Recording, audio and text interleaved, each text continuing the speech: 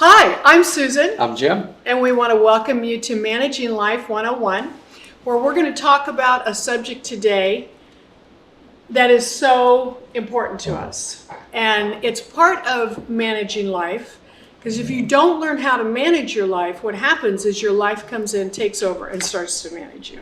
Sure. So, something that is really, really awesome is called we teach people how to treat us. It's true. We teach people how to treat us. What does that really mean? Do you want to take a crack at what that Sure. means first? You and I, when we first went out, maybe the second or third time we got together, I had mentioned to you, I'll call you this afternoon. Yes. And then when I saw you that evening, you said, you didn't call me this afternoon. When you tell me you're going to do something, I expect you to do it. Mm-hmm. And I said, you know what, you're right. That won't happen again. That won't happen again. Yeah. And it never happened again. No, it never happened again. Because I just learned right there that if I tell her something, I have to absolutely mean it Yeah. and then do it. Right. And she was teaching me how to treat her. I love it. And that also, what it also means is be impeccable with your word. That's true. Be impeccable with your word. And it's such a vast statement that we teach people how to treat us. And yet it's really very simple. If there's something happening that you don't like, and this all ties in again with boundaries too. So we have different levels of things we go through in order to realize, like, well, how do I want to be treated? You know, now I used to, before I married Jim, when I was single and before I got sober, you know, I had a tendency to kind of wait around for people to call me. I think that's why it was so important to me that when you said you were going to call, then I had gotten to a point where I realized that if somebody says they're going to call me, then I'm going to believe what I hear. But before that, I didn't know how to just say, no, that doesn't work for me. And that's a really great phrase. If something's happening, then to be able to just say, no, that doesn't work for me. I had a boss that yelled at me. He used to yell and scream. And the first time he did it, I fell apart like a little 7-year-old girl. You know, like how my dad was when he yelled and screamed at me. And then I realized that I talked with my sponsor about it. And she said, first of all, I had to pray for him. And I thought, well, you mean pray a hitman shows up at his front door? Yeah. And she said, no, you have to pray that God grant him everything in his life that you want in your life. And you pray for all good things to come his way. I was a little quiet on the other end when she told me this via phone. Yeah. And then she said, well, you don't have to mean it. And in that beginning of time, I needed to hear that. But as time went by, I did start to mean it, which is really good. Sure. But what eventually happened is he did it to me another time, and I literally took courage, because it takes courage to teach people. Especially a boss. Yes. And I just said, you know what? I will not be spoken to that way. And when you can speak to me in a professional manner without yelling and screaming, then I am happy to have this discussion, and I will make sure that everything gets resolved that needs to get resolved. Very professional. It was scary. Yeah. But you know what? We ended up having a great relationship because I taught him how to treat me. My first experience with that, very first, I was in my 20s, and I was working for a beer distributor, and I called on liquor stores and chain stores and bars all day long. And one of the liquor stores I called on, he started yelling at me about something. I can't remember what it was. But I just thought, and I said, don't talk to me like that. Yes. And his eyes got real big and he stopped talking, and you know, and I just thought, Yeah. that was extremely empowering for me because he was in a position of authority. He was one of our customers. But, you know, nobody should be spoken down to No. or belittled or yelled at for any reason whatsoever. And that was my first experience with standing up for myself to a boss, Right, so to speak. right. And very empowering. Yeah. And yeah. So we've talked about in business, we've each given a great example in business. In a relationship, you know, you mentioned when you first started courting me, and Jim did court me, which was wonderful. I loved it. Yeah. When we first started going out, I said something to him, and we teach a communication workshop in class also. And part of that is a principle that says, say what you mean, believe what you hear, and we're on the same side. And you had never heard that before. No.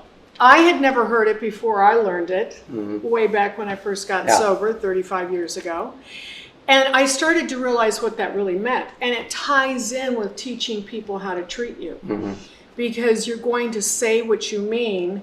You said you would call me. I believed what I heard, that I believed you, that you would. And I assumed right from the very beginning we were on the same side. So then when he didn't, and even though we weren't a quote, quote, couple yet, it was still, I was able to just without any emotion, just say, you told me you would call me. Yeah. And when you say that, I'm going to believe what I hear, I expect that you'll call me. Yeah. So as time progresses in all relationships, there comes a time where you might feel, well, you just don't like that behavior, or you don't want to be spoken to that way. And we have a tendency within our love relationships. That's our dog, Sheena. She's telling us somebody might be coming, but we'll just let her take care of that. In love relationships, we have a tendency to be afraid. We're afraid how the person's going to react.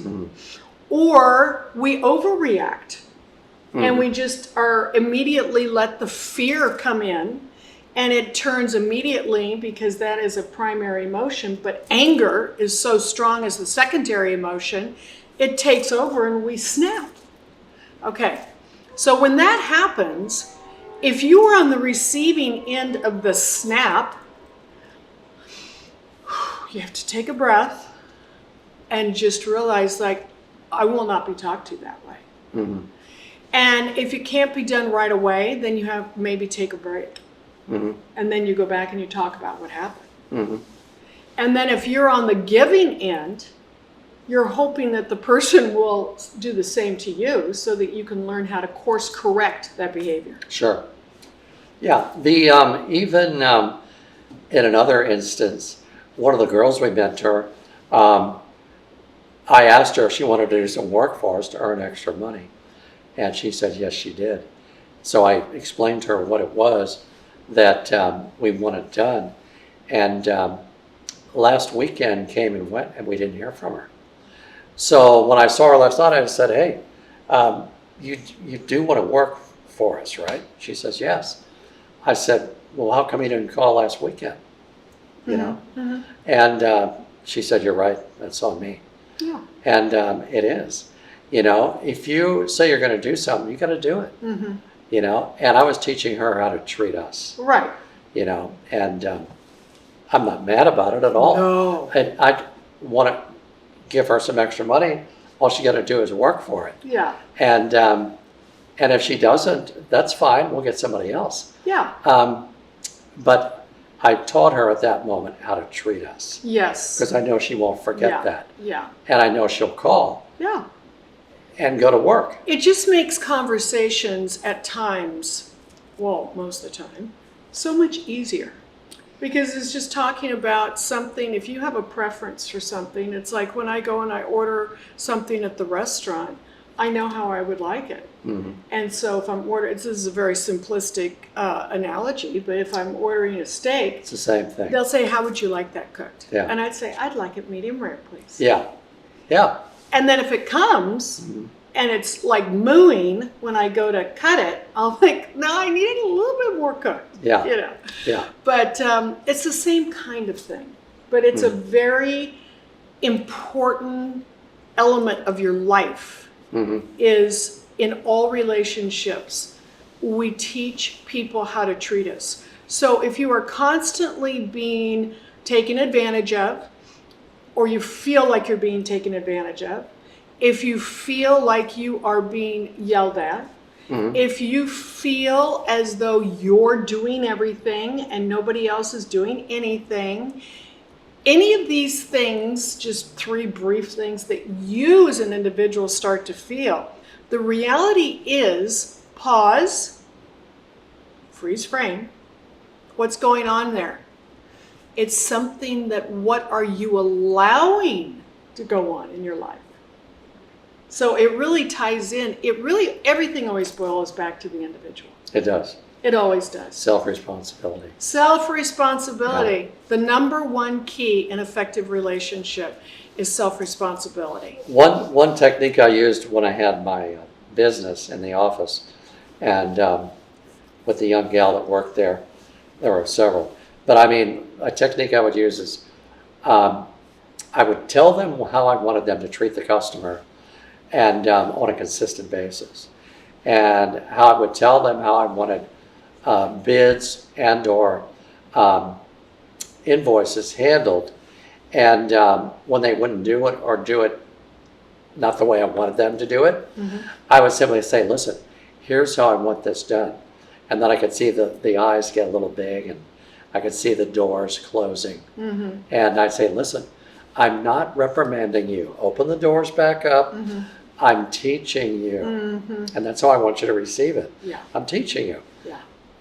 I'm teaching her how I want things done. Right. How I want her to treat our business. Yes. And that applies across the board throughout your life. It does. Okay, I just want to challenge you to take a look at what's going on in your life right now, and what is it that you'd like to change on how you're being treated. Amen. All right? So remembering it's Managing Life 101, where if you don't manage your life, come in and manage you. Amen.